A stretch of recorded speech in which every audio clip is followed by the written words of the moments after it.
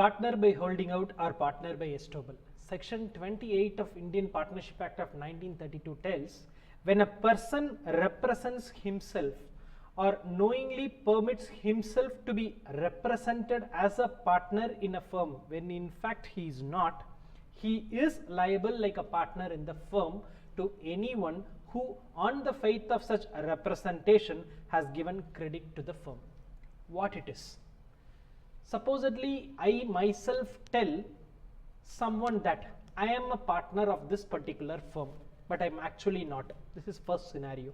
On the other scenario, my friend tells someone in my presence that I am a partner of this particular firm. That time I was staying silent. I didn't deny it. These two situations, I will be called as partner by estoppel or partner by holding out.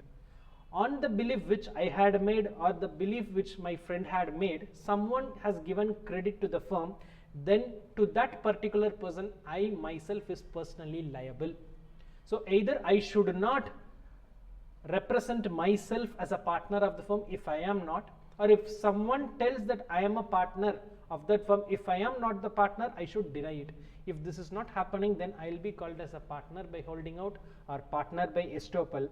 On such representations, I will be liable to the third person. These things can be made either by myself or if I allow someone else to do so. Either of these conditions, both are same actually.